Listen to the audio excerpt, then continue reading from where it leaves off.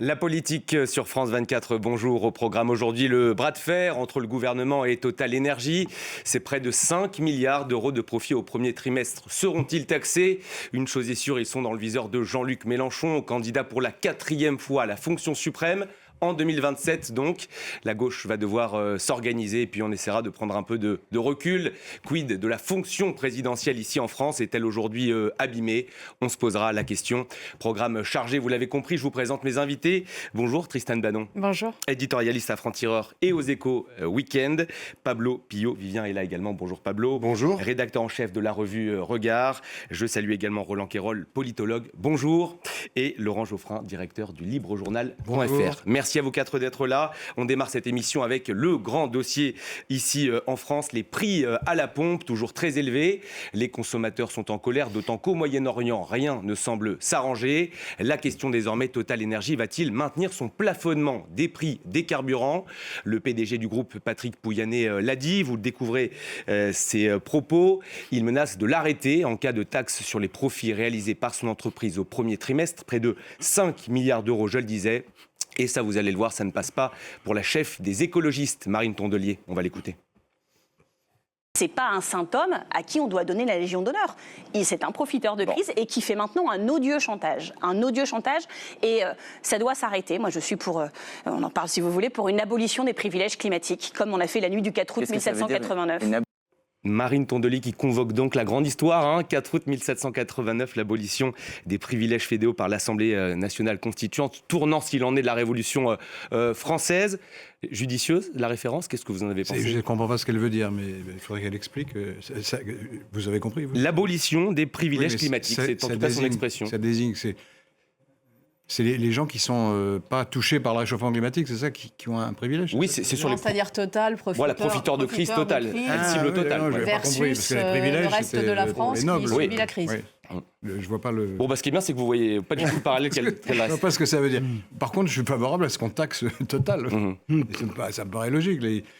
Sans rien faire, et sur le malheur des gens, ils font 6 milliards de profits de plus. Si on en prend 3, c'est quand même pas la mort du petit cheval. Ça me paraît logique de faire ça, à condition de donner l'argent à ceux qui en ont vraiment besoin, c'est-à-dire les automobilistes fauchés, qui n'ont pas beaucoup d'argent, il y en a beaucoup, et qui sont obligés de prendre leur voiture. C'est eux qui ont besoin de cet argent. Mais c'est quoi le message ? L'heure des grands changements est arrivée, tout va dépendre de 2027, on le sait bien de toute façon. Non mais le problème là, c'est qu'on demande à un chef d'entreprise de devenir un politique ou de devenir un bienfaiteur public. C'est un chef d'entreprise, il est là pour faire des profits, il fait des profits. On peut dire ce qu'on veut, mais c'est une grande entreprise française qui est bien gérée. C'est quand même un des fleurons de l'économie française. C'est ce qu'il dit, il ne faut pas avoir honte, ça veut dire qu'on bien fonctionne sûr, il n'y a pas à avoir honte. Et malgré tout, il a été utile aux consommateurs parce que c'est quand même à sa pompe que l'essence a coûté moins cher. 1,99 € et depuis 2023. Là où ça dépasse les 2 € chez bien d'autres... Oui, mais ça aide les gens qui n'en ont pas besoin. C'est-à-dire ? C'est ça le défaut. Pourquoi ça aide les gens qui n'en ont pas besoin ? Parce que ça aide tout le monde. C'est oui, un tout différencié. Tout le monde. Pas que les gens qui n'en ont pas besoin. Dans tout le monde, il y a des gens qui n'en ont pas besoin. Et il y a des gens qui en ont besoin. Si vous faites une aide ciblée, c'est beaucoup mieux. C'est beaucoup plus juste, si vous voulez. C'est ce qu'ils font aussi, c'est ce que Sébastien Lecornu a dit qu'il ferait aussi. Mais c'est ça qu'il faut développer, à mon avis.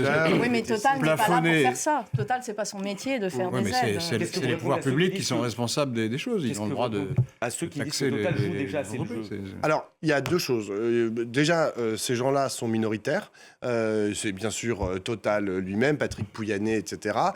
Mais BFM, Elab pour BFM a fait un sondage aujourd'hui et 71% des Français pensent que Total devrait être beaucoup plus taxés, surtout eu égard aux bénéfices qu'ils ont fait récemment. Donc ça veut dire que vous avez 2 tiers des Français qui disent maintenant stop, ce n'est pas possible. Et à ça, il va falloir que les politiques, et notamment notre exécutif, répondent à cette demande, à ces Français qui ne comprennent pas pourquoi eux, en fait, ils sont là, et que derrière, vous avez des actionnaires, vous avez un groupe pétrolier qui s'en met plein les poches. Mais Tristan a mis le doigt sur, à mon avis, la question la plus importante.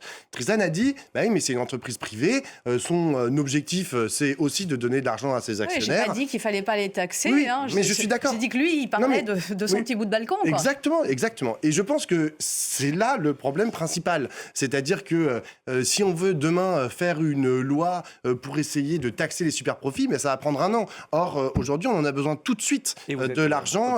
Et je suis très optimiste, parce que quand je dis un an, bien sûr, en plus, il y a la présidentielle, donc on va dire que ça va prendre 2 ans. Or, on en a besoin tout de suite, en fait, de l'argent. Les gens, ils ont des problèmes pour boucler leur fin de mois, genre au mois de mai. Et on n'est que le 8 mai, le 7 mai aujourd'hui. Donc, la vraie question, et qui commence à se poser, que plusieurs acteurs commencent à dire, peut-être qu'il faudrait renationaliser Total. C'était une entreprise, c'était un outil de notre politique énergétique jusque dans les années 80, jusqu'à la fin des années 80. On a décidé de le vendre. Je pense que c'est une grave erreur. Aujourd'hui, nous n'avons plus collectivement, c'est une question démocratique. Aujourd'hui, nous n'avons plus collectivement la main sur l'outil qui nous permet d'aller nous approvisionner en essence. Je pense que c'est un gros problème et on le voit aujourd'hui. Roland Quérol, votre analyse de la situation ? Mon analyse, c'est qu'il ne va rien se passer, mais que ça aura permis à chacun de sortir des solutions miracles. Et là, regardez, on a tout entendu de la nationalisation de Total. Qui peut penser qu'on va avoir une nationalisation de Total ? Là maintenant, vous savez ce que c'est, une nationalisation ? Un rapport de C'est une force. loi votée par le Parlement. Un rapport de force. Donc on n'aura pas. Un rapport de force. Et Moi, je voir, pense qu'il mais peut exister. toutes les Mais surtout, solutions ça que coûte vous avez, 170 milliards. toutes les solutions que vous Bien avez d'accord. examinées, problème. toutes ces solutions sont inapplicables immédiatement. Si, on peut taxer Total, il n'y a pas de problème. On ne le fera pas non plus. Alors, enfin, je ne sais pas, mais On c'est est possible dans de le une faire. période où c'est l'immobilisme qui est aux commandes. Et ça va durer jusqu'à la présidentielle. Dicté par la situation politique actuelle. Dicté par la situation politique actuelle, par l'absence de majorité, par l'impossibilité des politiques de faire un accord minimum sur quoi Mais pourquoi il n'y aurait pas une majorité pour donc- taxer les super profits de Total ? C'est pas, Non, mais il y a évident, des c'est pas perdu majorités d'avance. d'opinion. Non, mais Et là, au Parlement. il au avait Parlement. Même au Parlement. Il avait Au raison. Parlement. Au Parlement, Pourquoi pas il y a deux assemblées du Parlement. Le temps que vous ayez un accord parlementaire sur les problèmes de taxation, si c'était le cas, ça se serait vu. Depuis le budget, on Mais est non, au parce que point le gouvernement ne mort. veut pas le faire pour l'instant. Mais c'est S'il toujours voulait la le faute faire. de quelqu'un. C'est ou le gouvernement, ou le Sénat, ou l'Assemblée. Mais au total, ils s'y prennent tellement bien qu'on ne bougera pas. Je ne vois pas ce qui l'empêche. Je vois pas ce qui l'empêche, franchement. Mais moi, je vois bien ce qui empêche. C'est que chacun Vous aurez se dit, les députés on et les est filles dans vont une voter pour, période le RN où on ne votera peut pour, rien et il faire. suffit que Ne faisons notre rien. centrale vote pour, Je et crois c'est que bon. chacun plaide aujourd'hui pour l'immobilité. Non, mais ce qui est intéressant, et triste à la fois, c'est de voir que cette crise des carburants, elle révèle une nouvelle fracture parmi les Français, cette espèce de fracture à l'approvisionnement en essence. On avait déjà nombre de fractures, et là on voit bien, globalement, il y a ceux qui ont les moyens de mettre de l'essence Et dans les leur gilets voiture. jaunes, c'était déjà un peu ça. hein. C'était déjà un peu ça, mais là, ça se révèle, on le voit bien, il y en a qui ne peuvent même plus aller travailler, qui sont obligés d'insister auprès de leur entreprise en disant, ça n'est pas que je veux faire du télétravail, c'est que je n'ai pas le choix, je ne peux pas mettre de l'essence dans ma voiture. Donc il y a la France qui peut mettre de l'essence dans sa voiture, et il y a la France qui ne peut pas mettre d'essence dans sa voiture. Et là, on a quelque chose qui est quand même grave, en réalité. Et ça se voit d'autant plus, je sais pas, moi j'ai pas le permis, mais je voyage beaucoup, je prends beaucoup la voiture. On est avec deux, mes parents, Pablo, etc. on est deux. Et voilà, on est deux autour de cette table. Et c'est assez intéressant parce que lorsque vous allez, par exemple, dans les stations Total, il n'y a plus d'essence. Ils ont plus d'essence, ils ont plus de gasoil parce qu'ils sont tous en rupture de stock parce que parce que tout le c'est monde s'est moins cher, précipité puisqu'ils sont à 1,99.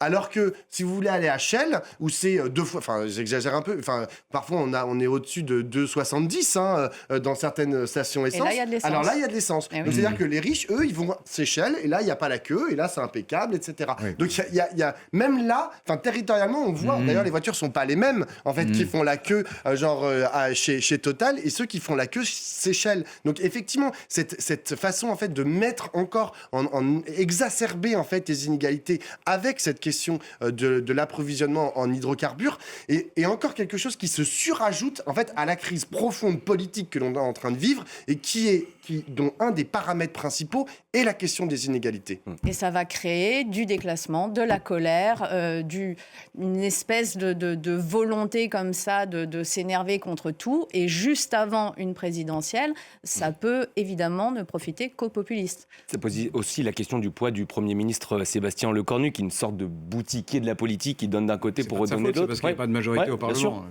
Mais pendant un an, on ne fait rien et les Français, eux... Oui, mais je ne suis pas d'accord, moi. Je pense que sur la question de l'aide aux automobilistes en difficulté, financièrement, il y a une majorité au Parlement. Je ne vois pas pourquoi il n'y en aurait pas, ou alors ils sont dingues, quoi. Oui, mais pourquoi il Puisque la mobilise pas, Laurent ? Le RN est pour et le les RN filles est pour. Le LFI est pour, le principe, en tout cas. Ils veulent aller plus loin. En tout cas, cette mesure-là, ils seraient pour. Quid du coup du Les bloc central? socialistes sont pour, et donc vous avez une majorité. Il n'y a même pas besoin du bloc Pourquoi central. on la ferait pas? Mais pourquoi ils ne le font pas alors? Ben, je ne sais Bonne pas. réponse. Parce que je pense que Le Cornu ne veut pas rentrer dans cette logique-là.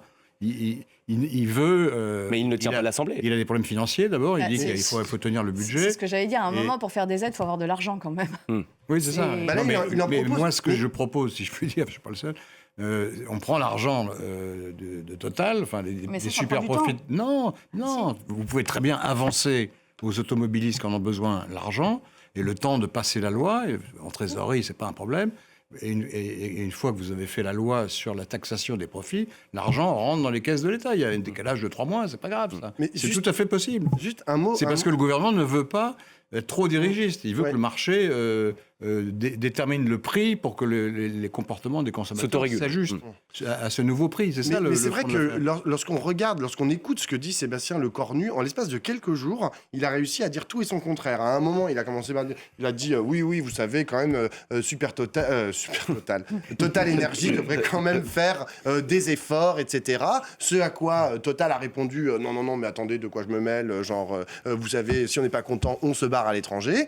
Et là, hier, au Sénat ou à l'Assemblée nationale, je ne sais plus, mais devant les parlementaires, il a repris la parole pour dire oui, mais vous savez, faut quand même on peut pas faire du total bashing, donc il faut quand même se calmer, etc. Enfin, je ne sais pas aujourd'hui quelle est la ligne de Sébastien Lecornu sur cette question de la taxation de Total Énergie, puisque en l'espace d'une semaine, il a réussi à dire tout et son contraire. Mais C'est quand même un normal, problème. Roland Quérol. Mais c'est comme au Café du Commerce. Ouais, On dit dans une conversation de Café du Commerce des choses contradictoires qui sont l'une et l'autre vraies. Par exemple, on dit Pouyanné, c'est pas mal ce qu'il fait quand même. Il veut pas céder au gouvernement, mais de son propre chef, il a réduit ses prix. Voilà, bravo. Et d'un autre côté, avec l'argent qu'il est en train de se taper, les 5 milliards, il pourrait distribuer. Et on dit les deux, et chaque fois que l'un dit l'un ou l'autre au Café du Commerce, l'autre dit il a raison. Mais seulement les deux sont vrais. Mais enfin, on parle de Sébastien Lecornu, Premier ministre, pas patron de PMU. Ah non, Enfin, mais parce qu'il est Premier ministre. Techniquement, en tout cas, il l'est. Total Énergie, en tout cas, qui a été durement attaqué, on le sait, par Jean-Luc Mélenchon, l'insoumis qui, depuis dimanche dernier, est candidat pour la 4e fois à l'élection présidentielle. Lui qui avait pourtant juré que ce serait la dernière en 2022, mais en politique, c'est connu, il ne faut jamais dire jamais. Alors, il assure, c'est l'urgence de la situation qui a motivé la décision insoumise. Décision, en tout cas, qui a pris la gauche de court. Comment s'organiser? Écoutez à ce propos Clémentine Autain, candidate à la primaire de la gauche unitaire. C'était mardi à la Bellevilloise, autour notamment d'Olivier Faure et François Ruffin. Jusqu'au bout, il faut convaincre les insoumis. Voilà. Donc la question, c'est pas de convaincre Jean-Luc Mélenchon. Depuis 2022, il a décidé qu'il voulait être candidat. Je suis bien placée pour le savoir. Maintenant, la question, c'est que notre dynamique soit capable d'embarquer aussi les sphères insoumises et les sphères communistes. C'est ça un de nos sujets. Voilà, Jean-Luc Mélenchon, c'est Jean-Luc Mélenchon, mais après, il y a les électeurs, les sympathisants. Et nous, ce qu'on veut, c'est embarquer toute la gauche. Embarquer toute la gauche, ce rassemblement, on a bien du mal à l'entrevoir, Tristan Banon. Non, mais c'est amusant cette façon qu'ils ont régulièrement de vouloir séparer les Insoumis et Jean-Luc Mélenchon. En réalité, les Insoumis et Jean-Luc Mélenchon, c'est un tout. S'ils ne veulent pas suivre Jean-Luc Mélenchon, Ils sont dehors.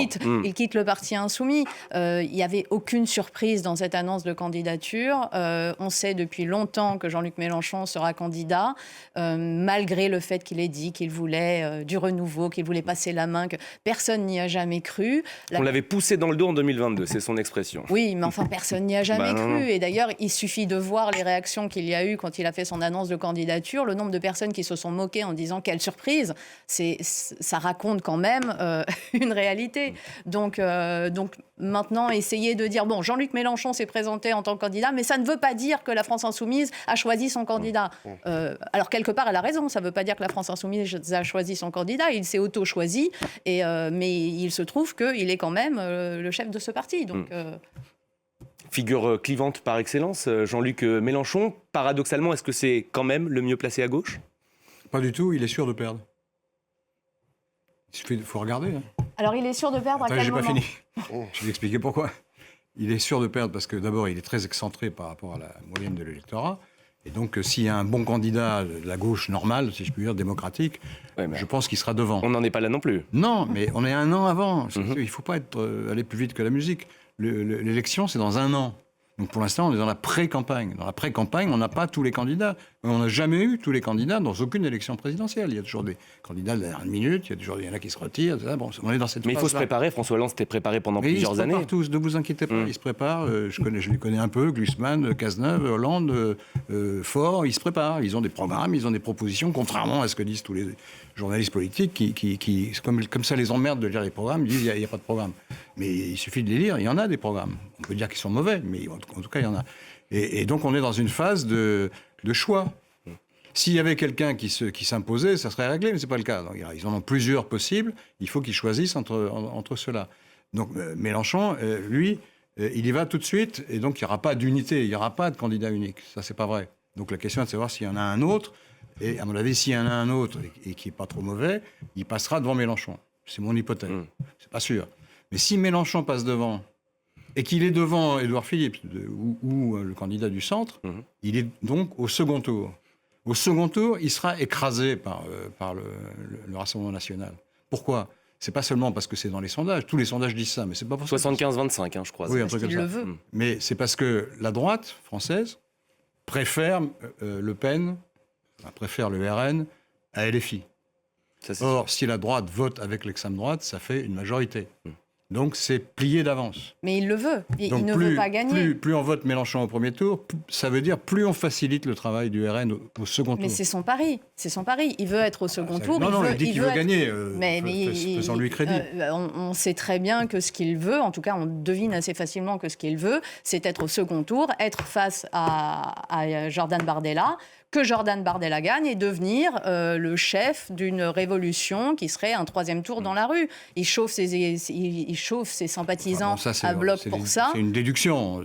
C'est une déduction assez suivie par rapport à son comportement, sa doctrine et ses déclarations et la façon dont il chauffe un peu ceux qui le suivent. Du côté de la gauche, c'est pas déjà trop tard pour se mettre en ordre de marche? On sait que le socle électoral de Jean-Luc Mélenchon, c'est quoi, 12-15%? Il avait fait 22 lors de la dernière présidentielle, on rappelle. C'est-à-dire que c'est pire que ça, parce que le stock total de la gauche, c'est entre 30 et 32%. Ça n'est jamais arrivé sous la Ve République d'avoir une gauche aussi faible. Donc, on peut toujours discuter. C'est vrai des autres forces politiques. C'est pas forcément vrai de toutes les autres forces politiques. Aussi de la droite. Tout le monde est pas vrai de autour d'un l'extrême tiers. droite. C'est pas vrai du Rassemblement vrai national, de l'extrême C'est malheureusement. au-dessus, ils sont à 35. Oui, enfin ils sont à 35, Oui, mais plus Pas loin du tiers, quand même. Mais ils sont à 35 plus sur un Zemmour, parti. plus, Ils sont à 35 sur un parti. Mais non, Enfin, On rappelle que Marine Le Pen avait fait Oui, mais 23% lors de la on dernière ne peut pas présidentielle. raisonner comme s'il y avait deux grands partis. Non, Il y mais en a moi, je ne trois. raisonne pas comme c'est deux grands partis, mais vous parliez des problèmes internes Oui. entre les différentes formations de gauche. Il se trouve que même si on croit qu'il est éventuellement un jour possible, dans la période qui vient, que les gauches se rapprochent, ça fait quand même un total électoral aujourd'hui qui est de l'ordre moins d'un tiers des Français. Donc, ne faisons pas comme si c'était le sort de la présidentielle qui était en jeu. Oui, Ça mais n'est pour pas le passer cas. au second tour, à 20%, on a une chance. Non. Pourquoi non? Parce que vous lisez les enquêtes. Il n'y a pas aujourd'hui une majorité de Français qui sont prêts à voter pour la gauche au second tour. Oui, mais le ticket de qualification sera assez bas pour passer au second tour. Ah oui, mais ça ne sert à rien d'être au second tour Non, mais si c'est ça, c'est pour être battu. C'est ce que On Laurent... parle de la à ce victoire moment-là, présidentielle. Non, c'est même ce que pas la Laurent peine de disait, il présenter parlait la du sur la premier victoire tour. Il parlait du présidentielle. premier tour. C'est parlais pas un du premier scoop, tour. hein, mais ça sera forcément ou quelqu'un d'extrême droite ou quelqu'un du bloc de droite. Ça ne peut pas aujourd'hui être autre chose. Et le combat, il est celui-là. Le reste, ils peuvent d'accord, moi, s'amuser entre non. eux, marquer des points, dire que pour le prochain coup, ça sera eux, dire c'est très mal ce qu'ils font. Mais il n'y a aucune espèce d'espoir possible Moi, je pour suis aucun pas des d'accord- candidats. je suis pas d'accord avec ça, parce que Pour aucun des imaginons candidats que vous avez mentionnés, il n'y a aucune chance de victoire. si vous avez un candidat de centre-gauche face au RN au second tour, c'est pas forcément joué d'avance. Je crois pas. Tableau. Déjà, sur la question de l'étiage de la gauche, effectivement, il est relativement faible. Il est relativement faible, mais à d'autres élections, dans la Ve République, il était présidentiel, il était du même ordre. Hein. Je veux dire, en 69, si on additionne... Oui, mais précisément. c'est- En 69, elle n'est pas là au second tour. Exactement, mais oui, c'est bien ça. Là, ils font 32%. Mais d'autre part, la gauche, au premier tour, n'a jamais été majoritaire. Le total gauche, elle n'a jamais été majoritaire. En 1981, où elle a gagné au second tour, elle fait 43% au premier tour, si on additionne toutes les gauches. Non, mais c'est quand même important de s'en souvenir. Mais 30 et 43, n'a jamais été majoritaire au premier tour de l'élection présidentielle. Ça, c'est la première chose. La deuxième chose, c'est, pour revenir à Jean-Luc Mélenchon, moi, je trouve sa candidature d'une très grande légitimité. Genre, on peut critiquer plein de choses, de ce qu'il raconte, de ce qu'il est, de ce que sont les Insoumis, mais enfin, il a fait, aux 2 dernières élections, il était le premier à gauche, et loin devant. Il a écrasé la concurrence en 2017 à gauche, en 2017 et en 2022. Ils ont continué d'enrichir leur programme, ils ont continué d'enrichir et de construire leur identité politique, de dire où est-ce qu'ils avaient envie d'emmener la France. Donc Jean-Luc Mélenchon se présente au nom des Insoumis, c'est logique. Après, moi, j'inverserais ce que vous avez dit en introduction. Vous avez dit, oui, la gauche, le reste de la gauche unitaire, ils se pressent, ils sont ça. Non, c'est l'inverse. Elle va devoir s'organiser, c'est mais en fait, c'est l'inverse qui est en train de se passer. Parce que Jean-Luc Mélenchon, il ne devait pas annoncer sa candidature la semaine dernière. C'était pas prévu comme ça. Moi, j'ai eu des Insoumis au téléphone quand j'ai appris que le dimanche, ils allaient faire une réunion des élus. J'aurais dit, mais c'est quoi ce bordel? Vous allez présenter Jean-Luc Mélenchon dès maintenant? Je pensais que c'était juste avant l'été. Qu'est-ce qui a motivé? Et ils m'ont dit, genre, ah mais non, mais nous, on n'est pas au courant, etc. Et après, ce qui a motivé, c'est précisément quand ils voient bien que le reste de la gauche est en train de s'organiser. C'est-à-dire qu'ils voient, ils se disent, le Parti socialiste, il commence à vouloir pondre un projet. Chloé Ridel, elle a fait 144 pages d'un projet où elle dit on tourne la page de la social-démocratie. Donc, ils sont là, genre, là, aggiornamento du côté du PS. Vous avez des candidats qui commencent à se construire, à s'étoffer. Cette primaire, ils se disent, mais qu'est-ce que c'est? Eux, ils ont envie de partir en campagne. Et là, c'est leur proposition. 1 an avant la présidentielle, ils vous disent, nous, on est prêts. D'ailleurs, il a dit, c'est carré, on a une équipe, un programme, je sais pas quoi, avec des limites, en fait, ne serait-ce que dans la proposition de Jean-Luc Mélenchon, c'est qu'il dit, à un moment, dans l'interview sur TF1, il dit, regardez, ça c'est mon gouvernement. Et derrière, il y a des insoumis pur jus. C'est quand même un petit problème, en fait, d'imaginer, en fait, qu'il n'y aura que des insoumis pur jus pour remplir son gouvernement. C'est une façon très étroite d'entrevoir ce que c'est que la gauche au pouvoir, parce que du coup la gauche c'est réduit aux insoumis, mais ce que c'est globalement une dynamique gagnante. C'est le programme avec le programme après les législatives, c'est la même chose. Exactement, mais là c'est même pas, parce que le programme avec le programme de la législative, c'était celui de toute la gauche. Là il l'a réduit encore. Mais qui était le programme de LFI et pas celui des socialistes. Mais il faut dire que toute la gauche s'est séparée. Il l'avait signé à ce moment-là. À ce moment-là, il l'avait signé. Il l'avait signé, mais ça ne veut pas dire que c'était leur programme. Toute la gauche est en train d'acter sa séparation avec la France Insoumise en même temps, donc il avait personne qui voulait venir derrière lui. Je suis bien là cette fois-ci, mais je suis bien d'accord. Mais je pense que c'est là la limite aujourd'hui de Jean-Luc Mélenchon, c'est qu'il n'arrive plus. D'ailleurs, ils font un peu n'importe quoi. Enfin là, ils essayent de casser l'entièreté du reste de la gauche, puisque ils ont fait un communiqué de presse cette semaine en disant si les communistes et les écolos vous voulez nous rejoindre, c'est le moment, etc. Et puis alors vous avez c'est Clémentine Autain qui disait ça notamment. Oui, mais elle a raison. Moi je l'ai lu. Le communiqué, il est public. Et alors ils sont là, ouais, vas-y Sandrine, viens avec nous. Sandrine Rousseau, etc. Et on voit bien ce qu'ils essayent de faire. Ils essayent de semer le trouble partout, mais pour un ralliement. C'est-à-dire qu'ils ne veulent pas en fait que puissent exister des sensibilités diverses au sein d'une gauche qui pourrait tout ensemble créer une dynamique gagnante. Non, Jean-Luc Mélenchon, il veut qu'on se rallie à lui et que on soit d'accord avec lui, qu'on fasse la campagne pour lui, et puis après, advienne que pourra. C'est l'ambition personnelle qui dicte tout chez lui. Il avait dit qu'il ne serait pas candidat en 2027. Non, c'est un mélange d'ambition personnelle. C'est clair que il pense qu'il n'y a pas d'élection présidentielle sans lui. Ce sera la 4e fois. Une présidentielle, c'est avec Mélenchon. Il ne faut pas exagérer. Bon. Donc il y a quelque chose de personnel. Mais il y a en même temps quelque chose de réel. La France insoumise, elle a changé le visage électoral de ce pays. Elle a conquis des électeurs qui n'étaient plus très sûrs d'aller aux urnes. Donc parmi les abstentionnistes, parmi les jeunes électeurs qui sont, on le sait, parmi les super abstentionnistes, on a vu des gens, pas seulement chez les enfants d'immigrés, bien que ce soit le cas, mais on a vu dans l'ensemble de ces populations des gens qui se sont réintéressés à la politique à cause des insoumis ou grâce aux insoumis. Des déçus de la gauche aussi ? Et qui sont en même temps des déçus de la gauche, qui sont des gens qui ont le sentiment que les socialistes au pouvoir, c'est comme la droite au pouvoir, ça ne nous concerne pas, quoi. C'est pas pour nous. Ils sont arrivés à créer une identification, pas seulement à la figure de Mélenchon, mais aux insoumis, qui est quelque chose d'assez remarquable dans la vie politique française. L'inconvénient, c'est que c'est en même temps une carte perdante. C'est-à-dire que même s'ils ont ce renouveau réel d'image chez des gens qui étaient en train de déserter la politique et que c'est tout à fait bien pour eux d'avoir réussi ça, en même temps, 72% des Français disent aux sondeurs qu'ils n'aiment pas Mélenchon et qu'ils ne veulent pas de Mélenchon au pouvoir. Et ça, c'est quand même très difficile de mélanger les deux. Ils sont arrivés à réussir leur coup dans un secteur qui garantit malheureusement pour eux que c'est peine perdue. Et en 5 ans, son image, elle a changé à Jean-Luc Mélenchon aussi, entre 2022 et 2027. Il l'a volontairement aiguisé. C'est lui-même a façonné cette nouvelle image et sans doute qu'il va la rechanger à l'approche de la présidentielle et qu'il va se modérer, se tempérer, se normaliser pour essayer de rallier à lui, de rassembler plus de monde. C'est une évidence et on a l'habitude avec lui. Il sait très bien faire. D'ailleurs, il a voulu le faire il y a quelques mois. Il a commencé, puis finalement, il s'est re-radicalisé parce qu'il fallait récupérer un certain socle électoral. Donc voilà. Je trouve qu'il y a un effet un biais cognitif, comme on dit, ou une illusion, c'est qu'on parle toujours de Mélenchon. Il fait 12%, Mélenchon. C'est-à-dire, il fait 12%. Il a fait près de 22 à la dernière présidentielle. Le socle. Entre 12 et 15. Entre 12 et 15. Le socle, c'est aux européennes, ils ont fait 10. Oui. Au Parlement... Mais il n'y avait pas sa figure. Au Parlement, le groupe socialiste est aussi important que le groupe... simplement, ils font beaucoup plus de bruit. Ils occupent les réseaux, ils occupent les médias par des provocations. Mais on sait que la présidentielle, c'est une incarnation. Oui, mais à mon avis, ça on peut le contester, mais à mon avis, le score, le dernier en tout cas, tient au fait que la candidature en face était extrêmement faible et que les gens ont voté utile. Pourquoi ? Parce qu'ils se sont dit, si ça se trouve, on va pouvoir empêcher Marine Le Pen d'être au second tour. Donc je vote Mélenchon. Ça s'est joué à 1,5 point. Hein. Sachant très bien qu'il ne gagnerait pas. Vote utile. Mais si c'est le vote utile, ce qu'on appelle le vote utile.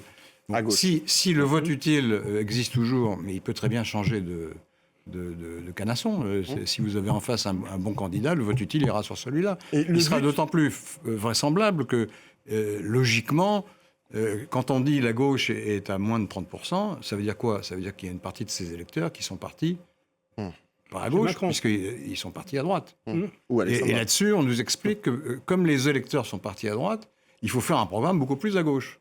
J'ai jamais compris ce raisonnement.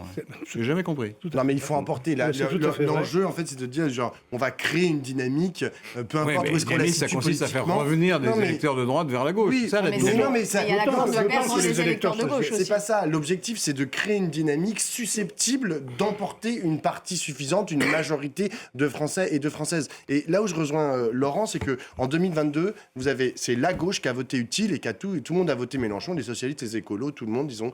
Ça tient aussi à la faiblesse de la candidature d'Anne Hidalgo aussi. Sûrement, c'est lié à plein de choses. Mais c'est aussi parce que les gens de gauche, ils voulaient au deuxième tour une personne de gauche pour affronter le Rassemblement national. Là, en 2027, je pense que ça va pas être le même jeu. Parce que ça va être... Les gens, ils vont dire, attendez, nous, on veut pas que le Rassemblement national gagne. Qui va battre le RN ? Et là... vous allez avoir un vote utile, mais qui va être beaucoup plus large, où les gens ils vont dire Édouard Philippe, Gabriel Attal, je sais pas quoi, Villepin, nanana, celui qui a le plus de chances de battre Jordan Bardella ou Marine Le Pen, paf, on va y aller, et peu importe si on est plus insoumis, écolo, communiste, c'est un vote socialiste, anti-FN, Et là, je rejoins Roland qui tout à l'heure disait ça finira droite, extrême droite, parce que vraisemblablement, ceux-là se diront il faut trouver quelqu'un qui est plus respectable à droite, qui nous fait moins honte que le Rassemblement national et qui saura convaincre quelques électeurs qui, eux, à l'heure où on se parle, projettent de voter Rassemblement national, mais qui au dernier moment se diront ouais, quand même pas le Rassemblement national, c'est la droite, c'est quand même déjà pas mal, on va voter là. C'est un scénario très probable. Bien sûr, bien sûr. Laurent Geoffrin. C'est tout à fait vraisemblable. Je ne sais pas si c'est probable, en tout cas c'est tout à fait vraisemblable. Mais ça veut dire que les électeurs de gauche, comme moi par exemple, ça fait la 3e fois en 15 ans, la 3e élection présidentielle, où je vais voter, pas pour les gens qui représentent mes idées. Je vais voter pour la droite, pour empêcher l'extrême droite. Il y a un moment, il y en a marre. Il y a un moment, ça va, quoi. Donc il y a une attente. Donc tu iras voter Jean-Luc Mélenchon. Laurent Geoffrin ira voter Jean-Luc Mélenchon. Et puis voilà. Au premier tour, certainement pas. Et donc il y a une attente, à supposer que je ne sois pas exactement tout seul dans ce cas-là. A priori. Il y a une attente d'un autre candidat qui n'existe pas aujourd'hui. Mais imaginons qu'il existe. Et qui a peu de chances d'exister demain. Et pourquoi pas ? Non, ça, je ne suis pas d'accord. Non. Mais reprenez les autres élections présidentielles. Quand Jospin a été candidat en 2002. 95, c'est ça ? Ah, 95 d'après moi. En 95, pas, oui, 95. jusqu'au mois de décembre, on ne savait pas qui serait candidat. C'était Delors. Tout le monde disait c'est Delors. Et puis au dernier moment, Delors dit non, j'y vais pas. Mais c'était au mois de novembre, avant l'élection, c'était 6 mois avant l'élection. Mais t'avais un PS mammouth. On est beaucoup trop tôt là pour tirer des conclusions définitives. Bon. Vous reviendrez dans quelques mois et puis on en reparlera. On poursuit notre discussion avec cette réflexion intéressante, notamment qu'avait Marc Duguin cette semaine dans Le Monde, sur l'affaiblissement de la fonction présidentielle taillée sur mesure pour le général de Gaulle. Vous découvrez cette citation, héros de la Seconde Guerre mondiale, l'homme au-dessus des partis et des Français. Ce présidentialisme à la française, qui plus est dans une assemblée divisée en 3 blocs, il a encore de l'avenir, Roland Quérol ? Écoutez, le général de Gaulle lui-même, lorsqu'il nous a proposé l'élection du président au suffrage universel, que nous avons entériné en 1965, était venu nous dire à la télévision, c'est pour assurer la légitimité de mes successeurs. Moi, disait-il, je tiens ma légitimité de l'histoire, mais personne d'autre ne sera dans ce cas. Donc la seule autre légitimité possible dans une démocratie, c'est celle du suffrage. Et c'est pour ça qu'il nous a fait une élection avec 2 tours, avec 2 candidats seulement au second tour, pour être sûr que l'un des 2 aurait 50%. Eh bien, quand on parle avec les Français dans des études qualitatives, comme dans des sondages, et qu'on leur demande de parler des institutions, les 2 choses qu'ils aiment dans le fonctionnement des institutions, c'est l'existence que nous avons une Constitution de la Ve République, qui n'ont pas lu, mais qui disent approuver, et qui sont d'accord avec l'idée de l'élection du président au suffrage universel. Ils ont même le sentiment, disent-ils aux sondeurs, qu'ils l'ont arraché aux politiques. Ils ne se souviennent pas, c'est le général qui leur a envoyé comme ça. Non, c'est quelque chose qu'ils ont gagné, c'est leur élection. Donc oui, ça va marcher à nouveau, cette présidentielle. Ça va marcher parce qu'il y a le sentiment, chez la majorité des Français, c'est notre élection. Là, les petites combines, les petits coups sous les trucs, ça ne peut pas marcher bien, ça nous concerne. On va y voter plus qu'à toutes les autres élections. Alors, on y va y voter un tout petit peu moins chaque fois quand même. Mais plus qu'à toutes les élections où les courbes sont encore pires pour l'abstention. Et donc, je crois que là, on a probablement une chance de revoir en 2027, malgré la difficulté à trouver d'un peu de nouveauté chez les candidats pour le moment, on va quand même avoir à nouveau un type d'intérêt réel pour la fonction présidentielle et pour donc savoir qui sera son occupant. Fonction présidentielle à bout de souffle, 5e République à bout de souffle, quelle est votre grille de lecture, Christelle Qu'il y a un Dano ? intérêt réel pour la fonction présidentielle, ça j'en suis absolument convaincue. Que la fonction présidentielle soit désacralisée à l'heure où on se parle, j'en suis tout aussi convaincue. Il y a une grande différence entre le général de Gaulle, qui justement se situait au-dessus des partis, qui avait cette espèce d'autorité qui emportait tout, naturelle, qui emportait tout avec lui, et effectivement les derniers présidents que l'on a eus. Les 3 derniers, peut-être, en tout cas, après Nicolas Sarkozy, on a voulu, ou en tout cas, il a été fait campagne sur le principe d'un président normal. Je ne suis pas convaincue que ce soit le meilleur moyen de sacraliser une fonction que de dire qu'on veut que la personne qui l'incarne soit normale. Moi, j'attends pas de mon président qu'il soit comme moi. J'attends de mon président qu'il sache diriger le pays, ce que je ne sais pas faire. Et après, ça n'a fait qu'aller de plus en plus vers la normalité, jusqu'à voir Emmanuel Macron aller parler avec des youtubeurs, aller se fondre dans la masse. Finalement, c'est pas ce qu'on attend d'un président, à tort ou à raison, qu'on a sacralisé au départ, justement avec cette image du général de Gaulle, qui était quelqu'un d'extraordinaire et pas quelqu'un d'ordinaire. Et on tend de plus en plus à avoir des dirigeants qui veulent être de plus en plus ordinaires. Et je ne suis pas convaincue que ce soit vraiment le meilleur moyen de ramener les Français à la politique, finalement. Qui, aujourd'hui, pourrait redonner corps à cette fonction présidentielle ? Certains parlent de Dominique de Villepin. Vous me dites ce que vous en pensez. Ils en parlaient avant ou après Après. Je ne suis pas sûr qu'elle soit... Elle est moins sacrée que du temps du général de Gaulle, évidemment. Ça tient à la personnalité du président. Est-ce qu'elle est désacralisée ? Je ne suis pas sûr. Mais je connais bien Hollande, qui est un ancien président qui n'a pas pu se représenter et qui était très impopulaire. Quand il se promène dans la rue, c'est une star, quoi. Tout le monde vient le voir, qu'ils aient voté pour lui ou pas, en général contre lui, parce qu'il est très minoritaire. Les gens viennent le voir. Parce que c'est pas parce que c'est Hollande personnellement, c'est parce que c'est le président. Et le président, c'est quelque chose. C'est moins qu'avant, c'est vrai. Mais c'est quand même quelque chose en France. Et de toute façon, il y a une autre question. C'est que le débat est un peu vain parce que qui va proposer de supprimer l'élection du président au suffrage universel et qui va gagner une majorité là-dessus ? Personne. C'est dans le programme des Insoumis. Oui, mais la 6e République. Oui. Ça ne se produira pas. Non. Ça ne se produira pas. Sur un référendum, à mon avis, Il faudra encore pouvoir faire un référendum sur la question. Et je ne pense pas que les gens veuillent qu'on leur enlève ce droit qui est de désigner la personnalité du chef de l'État. Oui, c'est ça qui sacralise, comme disait Roland. C'est le suffrage universel le président, il peut dire, écoutez, moi, vous pouvez me traiter de tous les noms. Et il se trouve que j'ai la moitié des Français ont voté pour moi, plus de la moitié. Donc ça me donne une autorité, naturellement. Après, est-ce qu'il est capable, par son charisme personnel, de l'exercer? Et là où je ne suis pas tout à fait d'accord non plus, c'est que les 3 derniers, je les connais un peu, les 3 derniers. Pas bien, enfin, je les connais quand même pas mal. Ils ne sont pas normaux, hein. Je vous assure. Ils ne sont pas du tout normaux. Et Hollande, quand il a dit président normal, immédiatement, il a dit oui, la fonction n'est pas normale. Mais c'était un truc de campagne pour dézinguer Strauss-Kahn. C'est juste pour dire je ne suis pas comme Nicolas Sarkozy. Je ne suis pas un dingue comme Strauss-Kahn et Sarkozy. C'est ça l'argument. Mais il n'a jamais dit que la fonction était normale. Il n'a jamais dit ça. Et quand on le connaît, on ne l'a pas dit non plus sur ce plateau. On n'a pas dit qu'il avait parlé de la fonction normale. Il avait fait campagne sur l'idée du président normal par réaction à Nicolas Sarkozy juste avant. Oui, mais ce que je voulais dire, c'est que ces 3 personnages sont au-dessus du lot quand même. Vous pouvez toujours tourner dans tous les sens. Sarkozy, il est quand même, il a des capacités intellectuelles et d'énergie et hors du commun. Oui, mais c'est ça le charisme personnel. Tout on dit il n'y a plus de charisme. Si, il y a toujours du charisme. On parle oui, mais justement, c'est intéressant. Mais j'ai répondu sur la fonction. La fonction, elle tient au fait qu'on est élu par plus de la moitié des Français. Pablo. Moi, je pense que l'histoire de la France, la longue histoire de la France, celle qui est plurimillénaire, nous inscrit dans une espèce de tradition monarchique qui a réussi à se prolonger dans la République. On peut dire, 1789 et genre le début de la Révolution française, dont on se demande bien quand elle a terminé et si même elle est terminée aujourd'hui, on peut dire que c'est une rupture nette, puisqu'on est passé d'un ancien régime avec des rois à un nouveau régime qui serait un régime démocratique.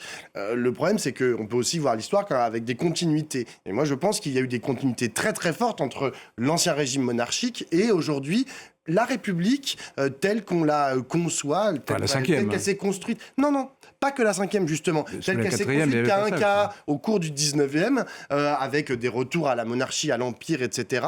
Même dans cette République-là, même dans ces Républiques-là, il y a des personnalités, en fait, qui prennent la main sur le politique, qui la transforment en monarchie. Franchement, le premier exemple, l'exemple de Napoléon Ier, enfin, je veux dire, est un exemple assez fort. C'est-à-dire qu'il va dans la République, il transforme la République, et hop, il en fait un empire. Enfin, non, mais ce qui est quand même assez intéressant, cette transformation. Et aujourd'hui, on est coincé. Moi, c'est pas le statut. Par rapport à Napoléon. Je veux en venir au fait qu'aujourd'hui, pas que à Napoléon, enfin, je veux dire à l'ensemble en fait de nos dirigeants, des gens qui ont emmené la France. Et le fait que, genre, au bout d'un moment, comme a dit Charles de Gaulle, il arrive et il dit voilà, moi, je vais rencontrer le peuple, moi, l'homme, l'homme de l'histoire, je vais rencontrer le peuple puisque je suis la France dans une certaine mesure, comme le disait Louis XIV à l'époque. Et là-dedans, à mon avis, il ne faut pas se poser trop de questions sur le statut du président de la République, etc. Le statut du président de la République, il est octroyé par ce que les dynamiques à l'intérieur de la société lui permettent d'être. C'est tout. Si on ne reconnaît plus dans le président de la République une personne sacrée, alors il ne sera plus sacré, nonobstant tout ce qu'il pourrait y avoir écrit dans la Constitution. Et aujourd'hui, effectivement, on est en recherche, le peuple français, n'en déplaise à tous les insoumis et à moi-même, mes propres convictions démocratiques, on est en recherche d'un homme providentiel ou d'une femme providentielle d'ailleurs. C'est-à-dire quelqu'un qui va nous prendre la main et qui va nous dire l'horizon c'est par là-bas. Voilà, c'est ça qu'on attend. Jean-Luc Mélenchon dans une certaine mesure l'incarne, certaines personnalités du Rassemblement national l'incarnent. Emmanuel Macron l'a aussi incarné à un moment. Il nous a dit la Startup Nation. On a fait ok super la Startup Nation. Allez vas-y on va voter. Il est devenu président de la République sur cette base-là. Voilà. En 2022 il a été élu chef de guerre. Voilà, on a réélu De Gaulle. Enfin, c'est ça que on recherche. Savoir si aujourd'hui on est capable d'en finir avec ça, de passer à un autre mode de démocratie qui ne serait pas du présidentialisme, je n'en suis pas certain. Je ne crois pas que 2027, c'est de la bonne date. Le mot de la fin ? Il reste 45 secondes. Non, j'ai pas l'impression que Jean-Luc Mélenchon vraiment incarne ce retour du sacré, mais je veux juste une preuve de la désacralisation quand même de cette fonction, c'est de voir des élus de la République qui, quoi qu'on pense de notre président, prennent le portrait du président et le mettent dans un coin de leur bureau, dans une mairie. Ça, on l'a toujours fait. Je veux dire ça. Vous pensez au maire de Saint-Denis, évidemment. Tout à fait, à Bali Bagayoko, Oui. et moi je trouve qu'il y a quelque chose qui est profondément choquant, et on l'a souvent fait, et on a tort de le faire. Et quand c'est intéressant, ça passe toujours trop vite. Merci à vous quatre d'avoir participé à cette émission. Vous restez là sur France 24.